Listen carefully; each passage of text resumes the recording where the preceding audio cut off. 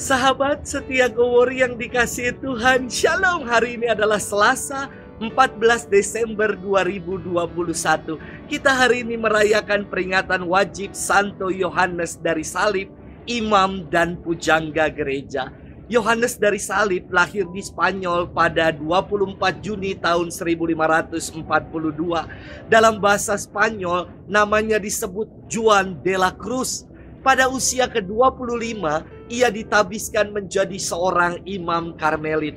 Ia dipertemukan dengan Santa Teresia dari Avila yang mengajaknya untuk ikut serta dalam pembaharuan Ordo Karmel. Mereka berjuang untuk memperbaharui spiritualitas Ordo Karmel melalui kehidupan membiara yang suci dengan membangun hidup doa dan semangat mati raga yang ketat.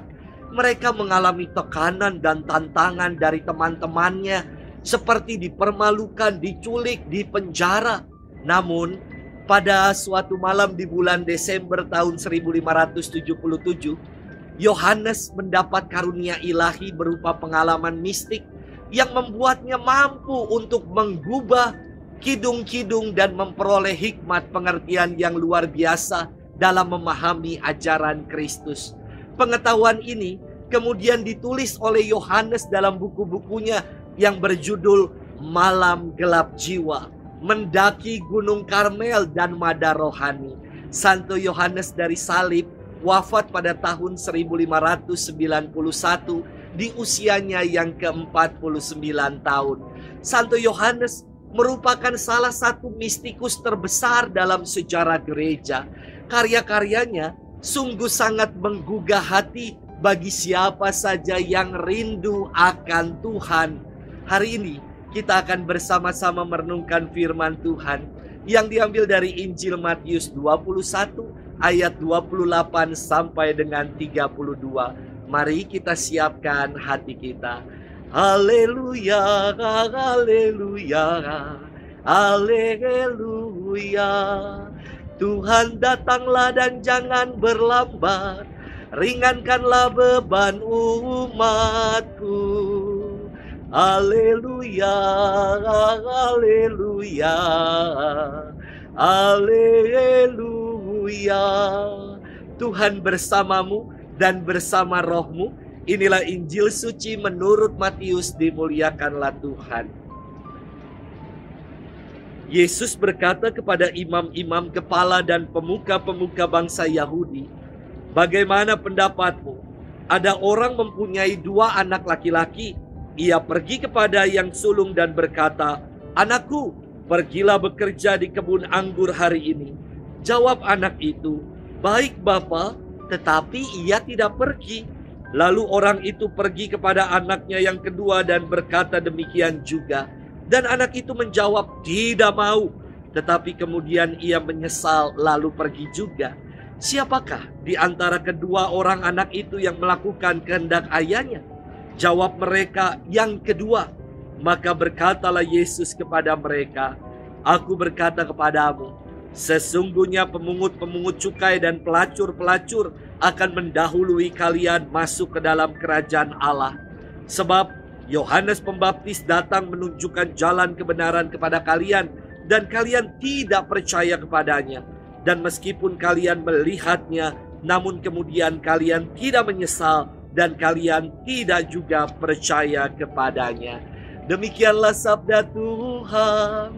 Terpujilah Kristus. Sahabat setia Gowori yang dikasihi Tuhan, Shalom, damai sejahtera Tuhan beserta kita. Ada umat yang mengatakan kepada saya bahwa dirinya mendapat karunia berbahasa roh. Saya bukannya tidak percaya akan hikmat dari bahasa roh. Namun buat saya, karunia bahasa roh seharusnya mengubah pribadi menjadi semakin lebih baik. Kok ini mengklaim diri mendapat karunia bahasa roh, tapi dalam perjumpaan itu ia malah ngomongin umat yang lain. Mungkin ini bukan bahasa dari Roh Kudus, tetapi dari roh yang lain. Sahabat setia Gowori yang dikasihi Tuhan, firman Tuhan hari ini melanjutkan firman Tuhan kemarin. kepada para imam-imam kepala dan pemuka-pemuka bangsa Yahudi yang ngetes dan cari aman dengan menjawab, "Kami tidak tahu dari kuasa manakah Yohanes memberikan baptisannya." Yesus menyampaikan suatu kisah tentang dua orang anak yang diminta ayahnya untuk bekerja di kebun anggur. Anak pertama berkata, "Baik Bapa," namun tidak berangkat dan tidak melaksanakannya. Anak kedua juga diminta bapaknya pergi dan ia menjawab, "Tidak mau," namun menyesal dan akhirnya berangkat untuk bekerja di kebun anggur bapaknya. Kemudian Yesus bertanya kepada mereka, "Siapakah di antara kedua anak itu yang melakukan kehendak ayahnya?"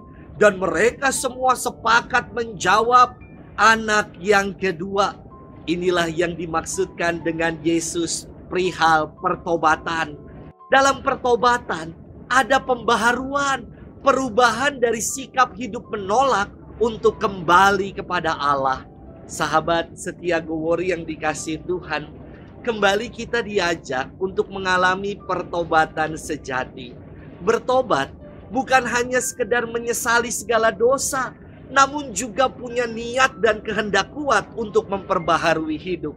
Sudahkah kita mengalami pertobatan yang sejati itu? Selamat bermenung dan Tuhan memberkati kita selalu. Dalam nama Bapa dan Putra dan Roh Kudus. Amin.